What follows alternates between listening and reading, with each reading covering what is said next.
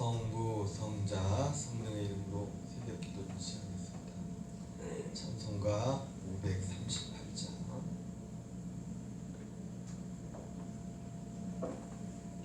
죄짐을 지고서 고난하는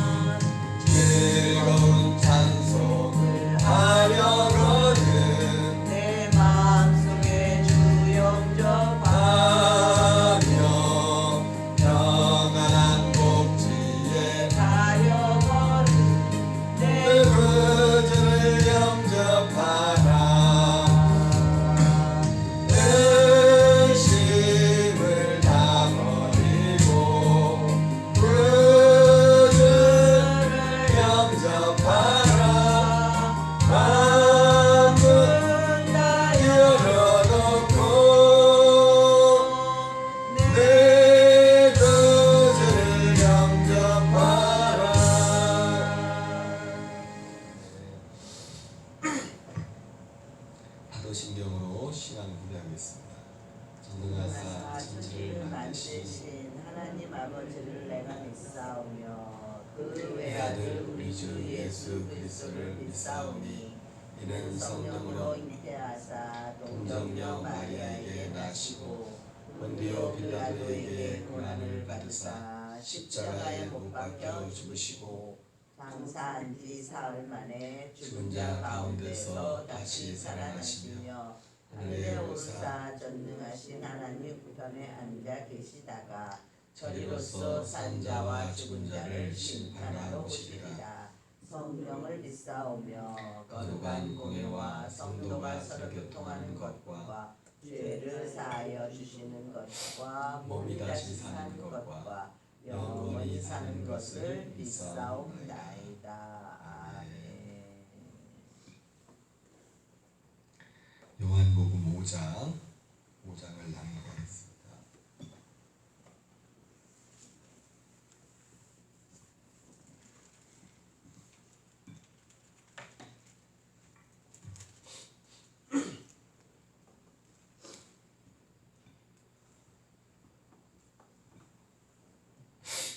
요한복음 5장.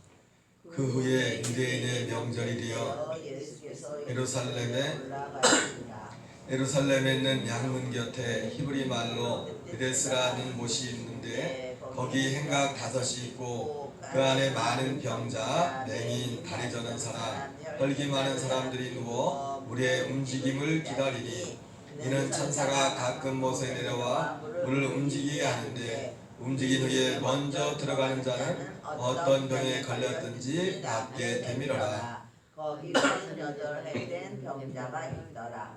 예수께서 그 누운 것을 보시고 병이 벌써 오래된 줄 아시고 이르시되 내가 낫고자 하니라.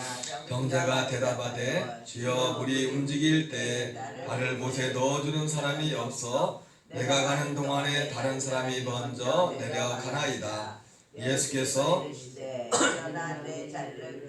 걸어가라 하시니 그 사람이 곧 나아서 자리를 들고 걸어가니라. 이날은 안식일이니 유대인들이 병 나은 사람에게 이르되 안식일인데 내가 자리를 들고 가는 것이 옳지 아니하니라. 그가 자리를 들고 걸어가라 하더라 하니 그들이 묻되 너에게 자리를 들고 걸어가라 한 사람이 누구냐 하되 고침을 받은 사람은 그가 누구인지 알지 못하니 이는 거기 사람이 많으므로 그 후에 예수께서 성전에서 그 사람을 만나 이르시되 보라 내가 나았으니 더 심한 것이 생기지 않게 다시는 죄를 범하지 말라 하시니 그 사람이 유대인들에게 가서 자기를 고친 이는 예수라 하니라. 그러므로 안식일에 이러한 일을 행하신다 하여 예수께서 그들에게 이르시되 내 아버지께서 이제까지 일하시니 더욱 예수를 지키고자 하니 이는 안식일을 범할 뿐 아니라 하나님은 자기의 친아버지라 하여 자기를 하나님과 동등으로 삼으심이 일어나 그러므로 예수께서 그들에게 이르시되 내가 진실로 진실로 너희에게 이르노니 아들이 아버지께서 하시는 일을 보지 않고는 아무것도 스스로 할 수 없나니 아버지께서 행하시는 것을 아들도 그와 같이 행하느니라. 아버지께서 아들을 사랑하사 자기가 행하시는 것을 다 아들에게 보이시고 더 큰 일을 보이사 너희로 놀랍게 여기게 하시리라. 아버지께서 죽은 자들을 일으켜 살리신 같이 아들도 자기가 원하는 자들을 살리느니라. 아버지께서 아무도 심판하지 아니하시고 심판을 다 아들에게 맡기셨으니 이는 모든 사람으로 아버지를 공경하는 것 같이 아들을 공경하게 하려 하심이라. 아들을 공경하지 아니하는 자는 그를 보내신 아버지도 공경하지 아니하느니라. 내가 진실로 진실로 너희에게 이르노니 내 말을 듣고 또 나 보내신 이를 믿는 자는 영생을 얻었고 심판에 이르지 아니하나니 사망에서 생명으로 옮겼느니라. 진실로 진실로 너희에게 이르노니 죽은 자들이 하나님의 아들의 음성을 들을 때가 오나니 곧 이때라. 듣는 자는 살아나리라. 아버지께서 자기 속에 생명이 있음 같이 아들에게도 생명을 주고 또 인자됨으로 말미암아 심판하는 권한을 주셨느니라. 이를 놀랍게 여기지 말라. 무덤 속에 있는 자가 다 그의 음성을 들을 때가 오나니 선한 일을 행한 자는 생명의 부활로 악한 일을 행한 자는 심판의 부활로 나오리라. 내가 아무것도 스스로 할 수 없느라 듣는 대로 심판하노니 나는 나의 뜻대로 하려 하지 않고 나를 보내신 이의 뜻대로 하려 함으로 내 심판은 의로우니라. 내가 만일 나를 위하여 증언하면 내 증언은 참되지 아니하되 나를 위하여 증언하신 이가 따로 있으니 나를 위하여 증언하시는 그 증언이 참인 줄 아노라. 내가 요한에게 사람을 보내네. 요한이 진리에 대하여 증언하였느니라. 그러나 나는 사람에게서 증언을 취하지 아니하노라. 다만 이 말을 하는 것은 너희로 구원을 받게 하려 함이니라. 요한은 켜서 빛이 있는 등불이라. 너희가 한때 그 빛에 즐거이 있기를 원하였거니와 내게는 요한의 증거보다 더 큰 증거가 있으니 아버지께서 내게 주사 이루게 하시는 역사 곧 내가 하는 그 역사가 아버지께서 나를 보내신 것을 나를 위하여 증언하는 것이요 또 나를 보내신 아버지께서 친히 나를 위하여 증언하셨느니라.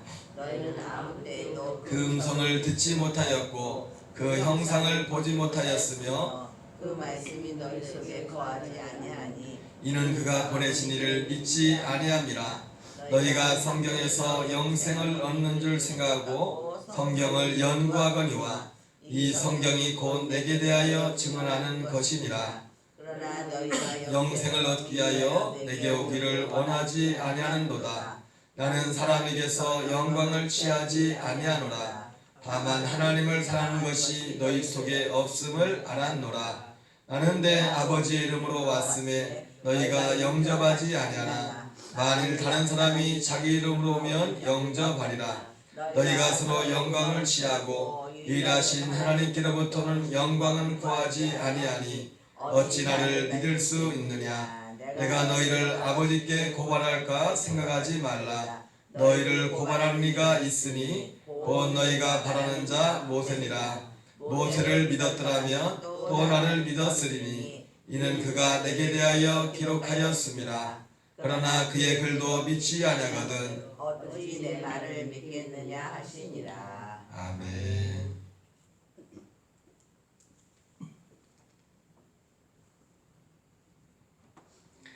예, 오늘은 요한복음 5장 말씀을 함께 낭독했습니다. 오늘 요한복음 5장은 베데스다 과에서 38년 된 한 번도 걸어보지 못한 한 사람을 주님이 걷게 하신 사건이 기록되어 있습니다.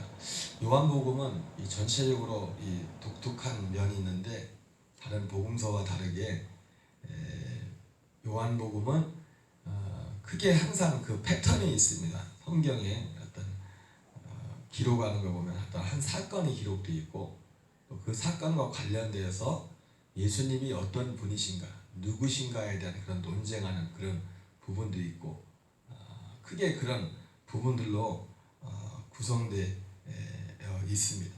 결국 다른 복음서도 마찬가지지만은 우리 요한복음 20장 마지막 그 30절, 31절의 말씀처럼 많은 그러니까 사건도 중요하지만 사건보다도 더 강조를 두는 게 뭐냐면 요한복음은 그 사건 가운데서 예수님이 어떤 분이신가에 대한 그 내용이 더 주를 이루고 있습니다. 그래서 사도 요한이 20장 30절, 31절 말씀처럼 예수께서 이 책에 기록되지 않은 제자들 앞에서 이 책에 되지 않은 더 많은 표적을 행하셨지만 이것만 기록해 놓은 것은 다만 예수께서 하나님의 아들이심과 그리스도이심을 믿어 생명을 얻기 위함이라고 했습니다. 그러니까 거기 나온 것처럼 그 표적도 표적이지만 그 표적을 통해서 예수님이 누구신가, 하나님이 누구신가, 예수님이 대체 어떤 분인가 이것을 알게 함으로 생명에 이르기 위한 것이라고 말씀하고 있습니다. 그래서 사건도 사건이지만은 직접적으로 예수님이 누구신가에 대한 내용들이 더 구체적으로 말씀 가운데 나오고 있습니다. 오늘은 그래서 오늘 첫 번째 오늘 말씀은 먼저 방금 말씀드린 것처럼 베데스다 연못에서 있었던 그 사건이 먼저 나오고 있죠. 1절부터 보면 그 후에 유대인의 명절이 되어 예수께서 예루살렘에 올라가시니라. 예루살렘에 있는 양문 곁에 히브리 말로 베데스다라 하는 못이 있는데 거기 행각 5이 있고 그 안에 많은 병자, 맹인, 다리 저는 사람, 혈기 마른 사람들이 누워 물의 움직임을 기다리니 이는 천사가 가끔 못에 내려와 물을 움직이게 하는데 움직인 후에 먼저 들어가는 자는 어떤 병에 걸렸든지 낫게 되리라. 거기 38해 된 병자가 있더라. 예수께서 그 누운 것을 보시고 병이 오랜 줄 아시고 이르시되 내가 낫고자 하느냐? 병자가 대답하되 주여 물이 움직일 때 나를 못에 넣어주는 사람이 없어 내가 가는 동안에 다른 사람이 먼저 내려가나이다. 예수께서 이르시되 일어나 내 자리를 들고 걸어가라 하시니 그 사람이 곧 나와서 자리를 들고 걸어가니라. 오늘 이 말씀을 보니까 새로운 것을 발견하는 게 뭐냐면 이 문장을 보니까 오늘 38년 된 병자가 있었는데 저도 방금 전까지는 막연히 이 38년 된 병자가 걷지 못하는 그냥 그런 사람으로 생각했는데 그게 아니네요. 그죠? 걷지 못한 건 사실인데 안진뱅이에서 걷지 못했다기보다도 보니까 오늘 꼭 안진뱅이했다기보다도 병이 있어서 잘 걷지 못했다는 거예요. 그죠? 안진뱅이라고 나와있진 않네요. 그죠? 38년 된 그냥 병자라고 해서 병자. 예수께서 그 누운 것을 보시고 병이 벌써 오랜 줄 아시고 이르시되 네가 낫고자 하느냐. 병자가 대답하되 주여 물이 움직일 때 나를 못에 넣어주는 사람이 없어 내가 가는 동안에 다른 사람이 먼저 내려가나이다. 예수께서 이르시되 일어나 네 자리를 들고 걸어가라 하시니 걷지 못한 것도 걷는데 지장이 있는 건 지장이 어쨌든 어떤 병이 있었다고 말하고 있어요. 여기서 안진병이라고 딱 집어서 말씀을 안 해요. 그죠? 그 사람이 곧 나와서 자리를 들고 걸어가리라. 이날은 그런데 문제는 이때부터죠. 이날은 안식일이니 유대인들이 병 나은 사람에게 이르되 안식일인데 내가 자리를 들고 가는 것이 옳지 아니하니라. 대답하되 나를 낫게 한 그가 자리를 들고 걸어가라 하더라니. 예수님께서 이 38년 된 병자를 치료하셨는데 햇빛이면 이날이 안식일이었습니다. 안식일에 병이 고친 것이 우리의 상식으로는 문제가 되지 않죠. 그죠? 그러나 이 바리새인들이 안식일에 대한 그들만의 성경에 나와 있는 것을 확대 해석해 놓은 그 기준에 볼 때 예수님이 안식일에 범한 것으로 그들이 판단을 하게 되는 것입니다. 하나님의 말씀을 그 이상 안식일에 대해 여러분 안식일 노동을 하지 말라, 일을 하지 말라 그렇게 되는데 그것을 상당히 확대 해석을 한 거죠. 그래서 지금 유대인들 중에도 이스라엘에 가면은 안식일에는 숙소에 가도 엘리베이터가 2개가 있는데 유대인들이 타는 엘리베이터가 있고 우리 일반 사람들이 타는 엘리베이터가 있습니다. 그 버튼도 그래서 안식일 날은 엘리베이터도 그 엘리베이터가 누르는 것도 일하는 거라고 해가지고 엘리베이터를 안식일 때는 이걸 다 원격 조정을 합니다. 스스로 알아서 1층에서 쓰고 2층에서 쓰고 3층에서 쓰고 아니 내가 가고 싶은데 빨리 눌러서 바로 내려가야 되는데 층마다 다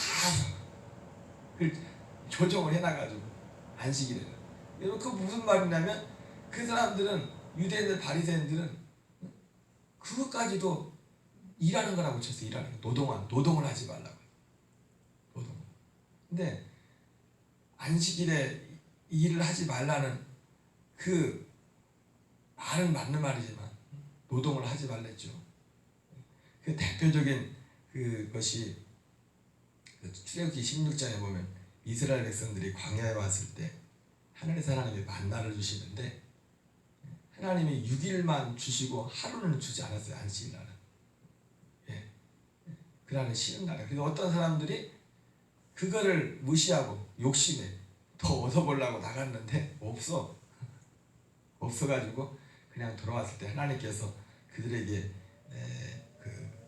노하시는 그런 모습들이 나오죠. 그러면서 그러지 말라고 하루 쉬면 이틀 우리 지금으로 주일에는 안식일에는 이틀치를 주겠다 그렇게까지 말씀을 하시는 장면이 나오는데 어쨌든 이 안식일에 대한 이 규정이 유대인들이 성경에 기록되어 있는 그 말씀뿐만 아니라 그것을 확대 해석해서 그 노동한다는 그런 부분에 있어서 확대 해석을 함으로 자기들만 성경에는 거기에 뭐 엘리베이터 얼마나 만져 그게 되는 게 아니잖아요. 그런데 그걸 가지고 예수님에게 문제 제기를 한 것입니다. 유대인들이 병 나은 사람에게 이르되 안식일인데 내가 자리를 들고 가는 것이 옳지 아니하니라. 대답하되 나를 낫게 한 그가 그 자리를 들고 걸어가라 하더라니 그들이 묻되 너에게 다리를 들고 걸어가라는 사람이 누구냐 하되 고침을 받은 사람은 그가 누구인지 알지 못하니 이는 거기 사람이 많음으로 예수께서 이미 피하셨습니다. 그후에 예수께서 성전에서 그 사람을 만나 이르되 보라 내가 나았으니 더 심한 것이 생기지 않게 다시는 죄를 범하지 말라 하시니. 자, 오늘 14절 보니까 한 가지 이 베데스다에서 병들었다가 고침을 받은 이 사람의 질병의 원인이 죄였다는 것을 우리가 알게 됩니다. 그죠? 예수님이 이 사람을 만나서 내가 나았으니 더 심한 것이 생기지 않게 다시는 죄를 범하지 말라. 여러분, 모든 질병이 죄로 인해서 온 것은 아니죠. 그러나 어떤 경우에는 어떤 질병들이 죄로 인해서 온 것도 있음을 예수님이 밝히 보여주고 있습니다. 더 심한 것이 생기지 않게 다시는 죄를 범하지 말라. 그 사람이 유대인들에게 가서 자기를 고친 이는 예수라 아니라 그러므로 안식일에 이러한 일을 행한다 하여 유대인들이 예수를 박해하게 된지라. 자, 그래서 유대인들이 예수님을 박해하게 된 제일 첫 번째 이유가 뭐냐면 안식일을 범. 심지어 다른 데서 보면 뭐라고 합니까? 예수님께서 바리새인들이, 그러니까 이 바리새인들이 안식일에 대한 그런 개념이 그 깨달음이 정확하지가 못했던 거예요. 예수님에 대해서 박해한 제일 첫 번째 이유가 안식일에, 심지어 예수님께서 많은 기적을 베푸셨는데 사람들이 뭐라고 했습니까? 저 사람 안식일에 저 일을 행하는 거 보니까 저 하나님이 보낸 사람이 아니다. 사실은 예수님이 안식일을 범한 게 아니거든요. 안식일을 범한 것이 아닌데 자기들이 만든 성경도 아니요, 성경에 나와 있는 그것도 아니고 자기들이 만든 기준으로 오래전부터 내려오는 그 전통을 기준으로 해서 그걸 가지고서 예수님을 안식일을 범했다고 합니다. 예수님은 안식일을 범하지 않았어요. 자기들이 정한 그 기준으로 하나님이 일을 하지 말라고 했는데 일을 하지 말라고 했던 그 기준이 너무 하나님이 원하는 하나님 저 이상으로 그를 옥죄해가지고. 여러분, 하나님의 말씀을 액면 그대로 바로 받지 않으면 하나님을 이상한 분으로 만들 수가 있어요. 하나님 이상한 분, 내 중심으로 있는 그대로만 받으면. 십계명에 나오는 것처럼 안식일을 뭐라고 했어요? 십계명은 그렇게만 나왔죠. 안식일을 일하지 말고, 너도 일하지 말고. 그 일이라는 게 보통 우리가 하는 보통 일이죠. 생업을 위해서 하는, 먹고 살기 위해서 하는 어떤 그 직업, 그런 일들을 말하는 거지. 버튼도 누르지 말고 전기불도 켜지 말고, 이게 다 하나님을 이상한 하나님으로. 이상한. 물론 그렇게 해도 사실은 그거를 나 혼자 그렇게 해서 그게 나쁠 건 없어요. 사실은 그날을 진짜 아무것도 안 하고. 엊그제 우리 집사람이 지나가 우리 여보도 막 엄마 아빠 저는 안 까는데 집사람은 스마트폰에 뭘 깔아내더라고. 그 뭐냐면 그 앱이 무슨 앱이냐면 오늘 스마트폰을 얼마나 했다고 하는 거. 우리가 엊그제 어떤 분이 얼른 글 보니까 한국 사람들 고문하는 10가지 방법인가 있더라고요. 첫 번째 뭐냐면 스마트폰을 뺏는다. 한국 사람들 고문하는 방법이 스마트폰을 뺏는. 그런 의미에서 보면 이 유대인들이 말한 안식일 지켜서 하루를 진짜 아무것도 안 하고 그걸 한다는 것에 있어서 그것이 어떻게 보면 경건의 유익이 될 수 있어요. 그러나 그게 나에게는 내가 그것을 내가 스스로 원해서 그렇게 하는 데는 정말 유익이고 실제로 유익이겠죠. 주님만을 바라보는 아무것도 하지 않고 불도 켜지 않고 아무것도 하지 않고 그만큼 이게 그것이 나 혼자 내가 좋아서 하는 거면 문제가 아니에요. 근데 그 다른 사람한테도 그렇게 하라고 하면 그게 문제가 되는 거예요. 너무 확대해서. 그러면 하나님을 이상한 하나님으로 만드는 거죠. 사람들 볼 때 이상한 하나님으로 비치는 거예요. 유대인들이 예수님을 박해한 그것이 자기들의 기준으로 예수님을 박해했어요. 예수님께서 하나님께서 주신 그 안식의 법칙이 안식일의 법이 거기까지 말씀하신 건 아닌데 그걸 너무 하나님보다 더 넘어서 성경은 뭐라고 했어요? 더하지도 말고 빼지도 말라. 우리가 뭐 더하고 빼려고 할 필요 없어. 있는 대로 하면 돼. 그래, 있는 대로 하면 되는데 우리는 항상 두 가지 죄를 져요. 더하든지 빼든지. 뭐 열심히 특심한 사람은 더해버립니다. 거기다가. 그리고 그렇지보다 많이 그걸 빼버려. 그러니까 하나님 말씀이 진리야. 더하지도 말고 빼지도 말고. 하나님만 맞다는 거예요. 더하는 거나 빼는 거나 둘 다 하나님을 부인하는 거예요. 부정한 거예요. 여러분, 우리는 하나님보다 의로우려고 하면 안 돼요. 하나님보다 의로우려고 하면 안 돼요. 가끔씩 자기가 대단히 굉장히 대단한 사람인 것처럼 하나님보다 더 똑똑한 사람이 있어. 그래서 하나님 말씀을 제껴두고 자기 생각대로 말을 합니다. 굉장히 인간적이고 굉장히 사람을 위하는 것처럼. 근데 하나님 볼 때는 아니요. 우리의 믿음의 기준은 우리 자신이 아니라 하나님 말씀. 하나님이 기준, 하나님의 기준. 어쨌든 오늘 16절에 보면 예수님이 유대인들에게 박해를 받은 오늘 요한복음 5장뿐만 아니라 요한복음 전체도 뭐 많진 않지만 예수님과 유대인들이 부딪히는 제일 첫 번째 문제가 뭐냐면 안식일 문제였어요. 자꾸 왜 안식일날 병자를 고치느냐.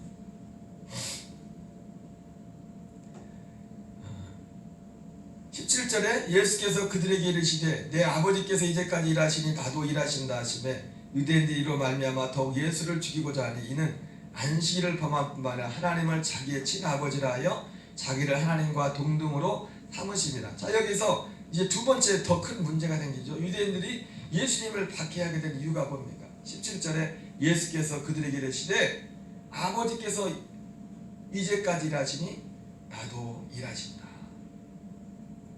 나도 일한다.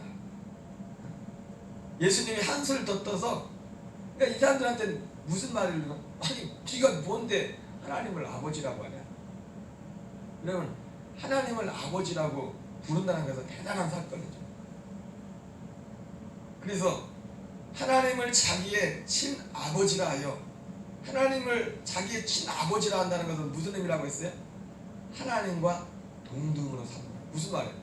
하나님을 아버지로 부른다는 것은 나도 하나님이라는 거예요. 그 의미로 받아들이는 겁니다. 실제 의미가 그런 것이고 예수님이 주는 그리스도시요 베드로가 살아계신 하나님의 아들이십니다 이렇게 말했는데 그죠?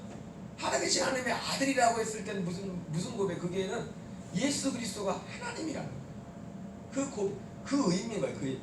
그러니까 이 유대인들이 예수님을 받게 하게 된 더 큰 사건은 뭐냐면 예수님 자신은 하나님의 아들이다. 그러니까 여기서 우리의 믿음이 결정됩니다. 예수님을 하나님으로 모실 것이냐 아니면 그냥 똑같은 세계이면 4대 성자 중에 한 사람 같은 그냥 좀 훌륭한 사람으로 그냥 받아들일 것이냐. 이것이 천국과 지옥을 가르는 갈림길이 되기도 합니다. 이때부터 예수님이 19절 이하에 계속 이제나 예수님이 누구신가 예수님이 하나님의 아들이심에 대한 그를 증거하죠. 아까 말씀드린 것처럼 한 사건과 함께 그 사건과 함께 그러니까 사건보다 더 많은 지면을 하려는 게 뭐냐면 예수님이 누구신가, 내가 누구냐, 그것이 더 많은 지면을 할애하고 있습니다. 19절부터 보면 그러므로 예수께서 그들에게 이르시되 내가 진실로 너희에게 이르노니 아들이 아버지께서 하시는 일을 보지 않고는 아무것도 스스로 할 수 없나니 아버지께서 행하시는 것을 아들도 그와 같이 행하느니라.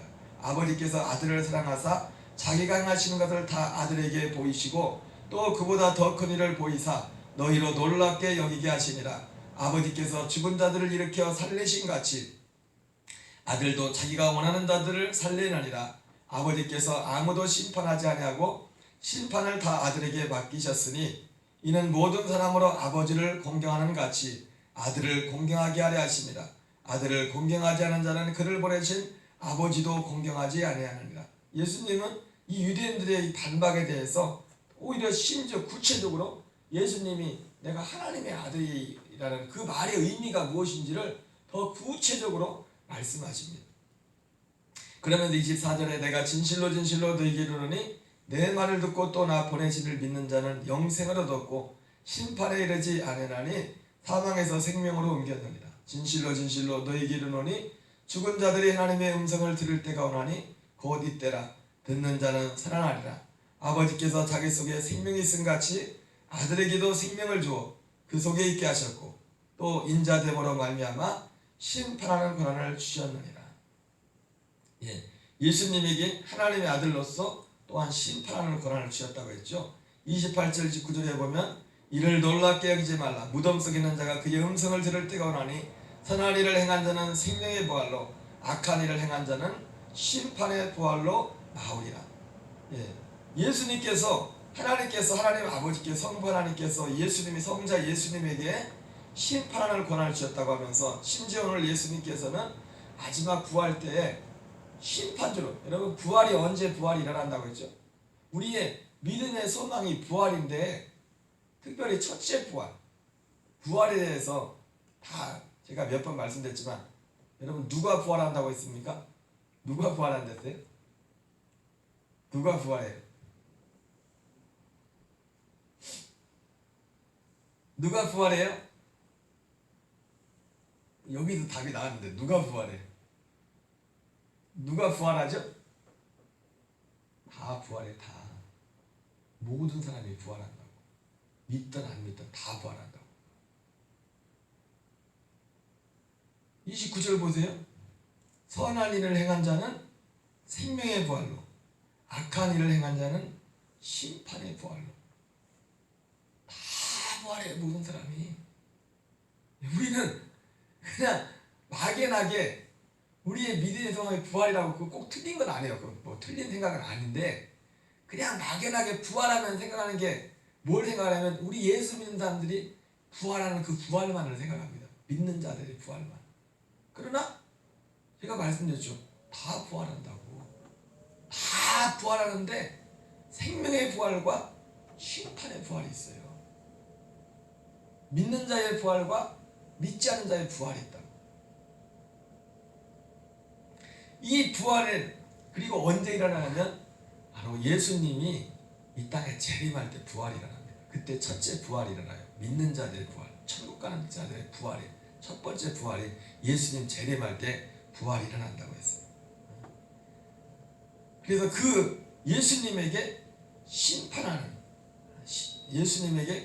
그래서 심판하는 권한을 주셨다 했어요. 바로 그날이 심판의 날이에요. 심판의 날. 예수님이 다시 오시는 날. 심판주에서. 여러분 우리는 예수님을 구주로도 알지만 예수님은 또한 심판주이십니다. 요사이 사람들이 참 제가 어제 유튜브를 잠깐 보다 보니까 그 윤석전 목사님이 어떤 분이 한 17분짜리 어떤 그 뭘 설교 올려놓은 것 같더라고요. 박해와 작년에 했던 설교인데 회개 같은 그런 부분들은 내가 그거를 너무 내용이 좋아서 밴드에 올려놓으려고 하다가 안 올려놨어요. 왜 안 올려놨냐면 너무 복음적이고 맞는 말이거든요. 근데 그 밑에 댓글을 딱 보니까 막 욕을 써놨어요. 사람들이. 내가 느끼는 건 뭐냐면 거기서 느끼는 게 뭐냐면 사람들이 하나님이 어떤 분인지를 몰라. 하나님을 두려워할 줄을 몰라. 심판에 대한 말을 그러면서 뭐 저 목사는 인격적이지가 못하다고. 누가 누구를 요즘 심판하는 거 박해하지 않습니까? 항상 그렇지만 예수님도 박해를 받았어. 모르는 사람들한테. 모르는 사람들이 아는 사람을 박해한다니까. 그래서 내가 내용이 너무 좋은데도 불구하고 혹시라도 그 밴드에 있는 그 유튜브 내용은 좋고 내용 좋은데 내가 뭔 생각하냐면 그래 오늘날 교회 나오는 사람들의 수준을 알겠다. 거기에 글을 쓴 다음에 안 믿는 사람도 댓글 썼겠지만 교회 다니는 사람 중에도 그렇게 썼을 사람이 있어요. 하나님 두려운 줄을 몰라요. 하나님을 그냥 인격적인 하나님 뭐 좋아 그 구조하는 그렇게 막연히만 생각하지 심판하시는 그 하나님 거기에 대해서 목사님들도 회개에 대해서 말하지도 않고 그냥 좋고 좋은 일만 얘기하고 신천지보다 못해. 어떤 면에서 보면 신천지가 잘못되어 있지만 이단이고 나쁜 놈들이지만 어떤 면에서 보면 신천지보다 못하다고. 오늘날 교회들이 훨씬 못하다고. 정신 제가 어제 딱 보면서 너무 좋은데 올릴까 하다가 댓글을 딱 보니까 이거 올리면 안 되겠다. 댓글 때문에도 사람들이 시험 들겠고 두 번째는 야 우리 교회를 위해서 이런 댓글 단 사람하고 똑같은 수준의 사람들이 많은 거야. 하나님을 모르니까 교회는 하나님을 굉장히 가볍게 생각하는 거예요. 우습게 생각해요. 하나님을 가볍게 그냥 자기 어려울 때 좀 그냥 도와주는 그런 도움만 주는 그 정도로만 해가지 이 말로 하나님 우리 도와주는 그런 면도 있어요. 그러나 하나님은 그런 분이기도 하지만은 하나님은 또한 심판하는 하나님이에요. 두려워야 될 하나님이에요. 그래서 예수님도 뭐라고 했어요? 우리가 육신 잘 죽인 자를 두려워하지 말라. 육신뿐만 아니라 내 육체와 함께 내 영혼을 시옥에 배할 자를 두려워하라고 했어요.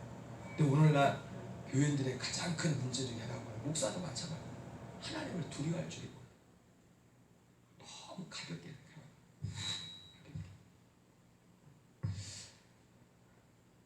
오늘 예수님이 지금 자기에 대해서 계속 변하는데 어쨌든 그러나 문제는 뭐냐면 사람들이 이런 주님께로 오기를 원치 않았다고 했어요. 사람들이 오늘날 문제가 뭐냐면 하나님을 믿어도 예수를 믿어도 어떤 하나님을 믿냐? 내가 믿고 싶은 하나님을 믿어. 내가 믿어야 될 하나님을 믿는 것이 아니야. 내가 믿고 싶은. 그래서 제가 자주 말했죠. 사람들이 은혜 받았다고 했을 때 그 은혜 받았다는 말을 액면 그대로 받아들이지 말라.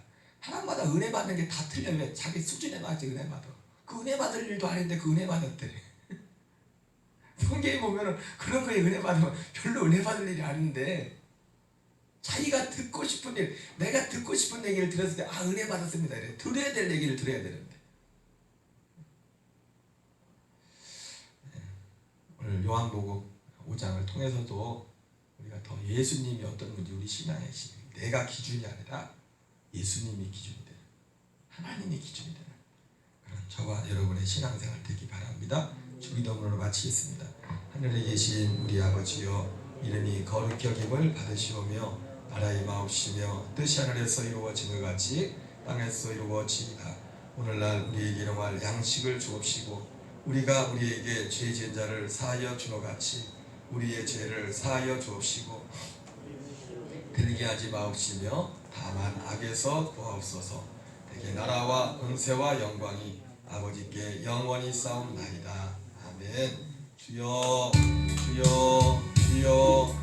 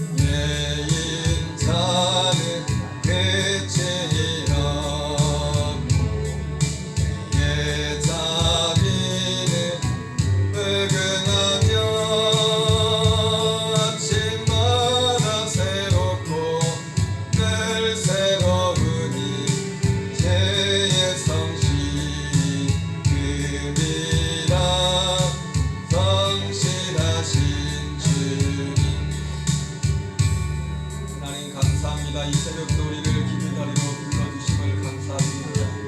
하나님 아버지 코로나로 인해서 아버지 여러가지 세계적으로 환난과 고통 가운데 또한 아버지 교회가 아버지 함께 모이지 못하는 여러가지 어려움의 시기를 지나고 있습니다.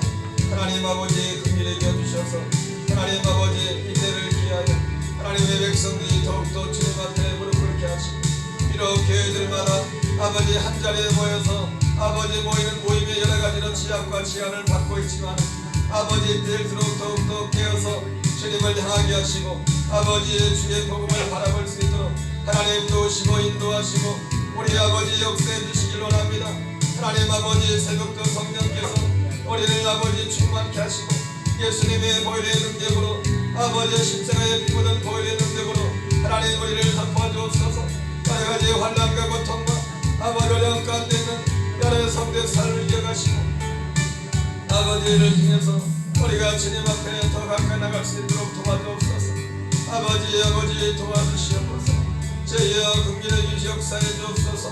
하나님 아버지 주님 우리의 믿음이 가지도 빼지도 않는 아버지 신앙이 되게 하시고 우리의 기준이 하나님이 되게 주님이 되게 하시옵소서.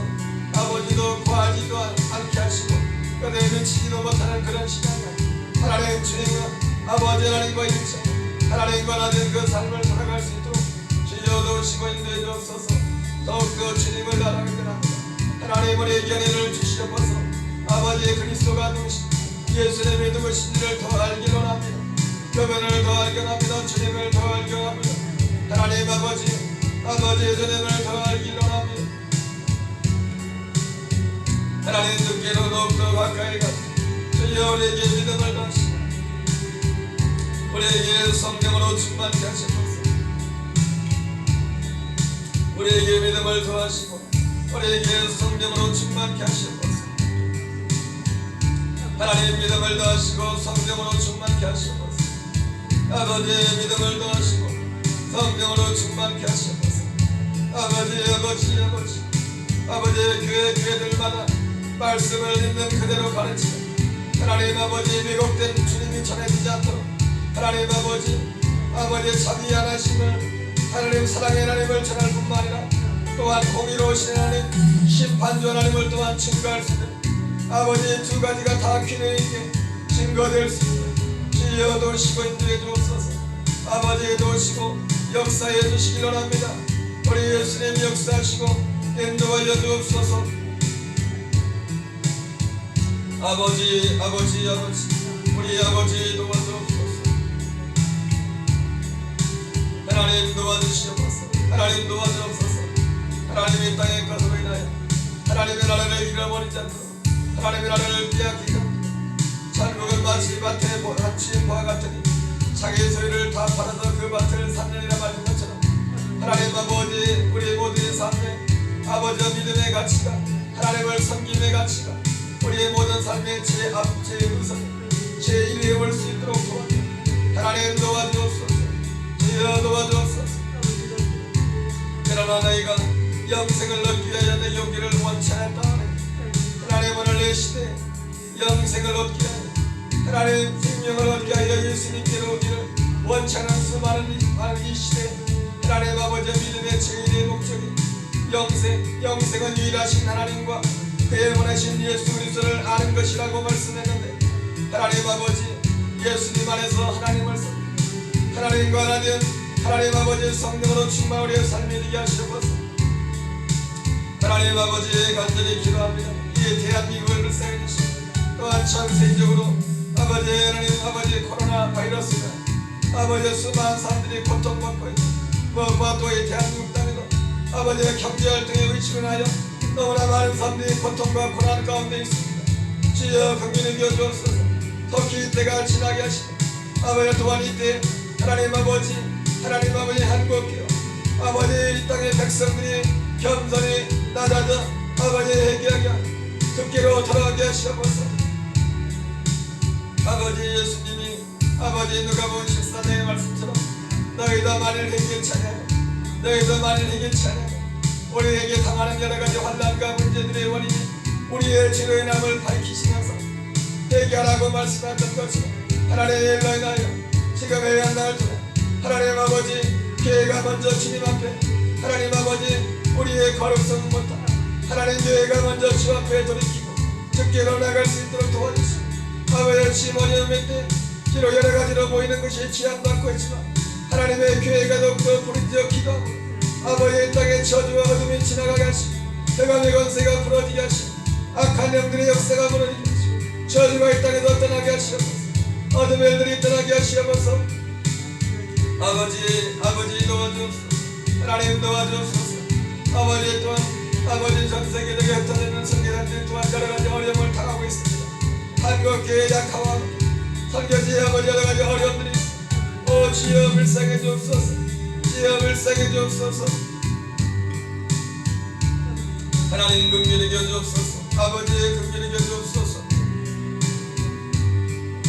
아버지 특별히 동남아 아프리카의 아버지 파송된 선교사들을 붙잡아주시고 아버지 케냐와 아버지 탄자니아 아버지 말라위를 의식해서 그 지역의 어려움을 위하여 또한 철수하는 선교사들 안전하게 신변을 지켜주시고 안전하게 아버지 철수할 수 있도록 주께서 아버지 보호하시고 이끌어 주옵소서.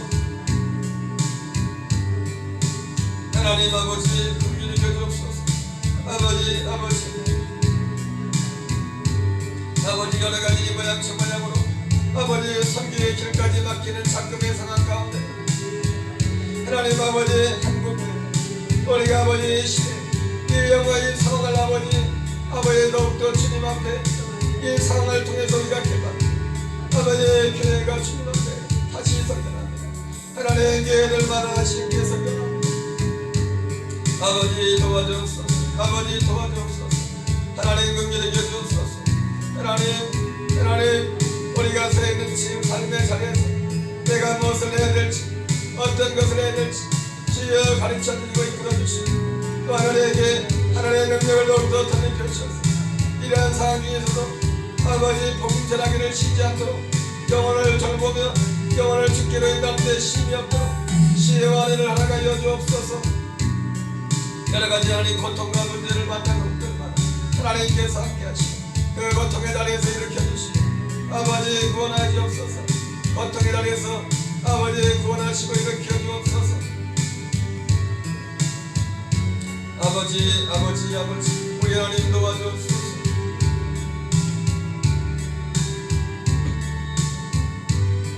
하나님 도와주옵소서. 우리 아버지 도와주옵소서.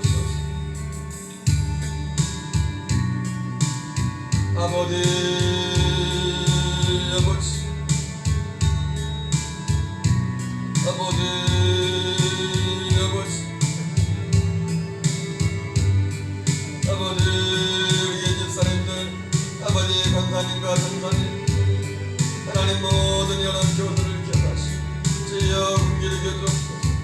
아버지 불쌍히 여주옵소서. 우리 성도를 기억하시고 특별히 여러가지 코로나 상황과 여러가지 모양 저모양으로 하나님 주일 예배 자리에 함께 나오지 못한 여러 교우들을 긍휼히 해주시고 우리 또한 성도들 아버지 보혈의 능력으로 붙여서 질병과 바이러스가 침범하지 못하게 하시고 모든 아버지 약한 것들로부터 지켜주시고 보호하시고 하나님 무엇보다도 그런 하나님 주님을 더욱더 향하게 하시고 하나님을 향할 수 있도록 도와주옵소서. 성도들의 생각과 일터 가운데도 함께 하시고 주께서 긍휼을 베풀어 주옵소서. 주님의 자비를 베풀어 주옵소서. 하나님과 모든 삶의 늘 기억하시고 주여 자비를 베풀어 주옵소서. 주여 긍휼을 베풀어 주옵소서. 아버지의 긍휼히 여주옵소서. 우리 또한 전남 동지방 30대 교회와 또 이제 4월 21일 아버지 열애도 아버지 예정되어 있습니다. 주여 이 모든 것들 가운데 함께 하셔서 하나님 아버지 주님의 은혜로 온전하게 도와주시옵소서.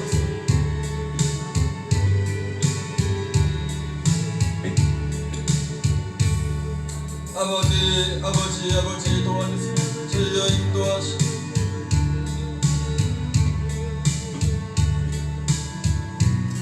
아버지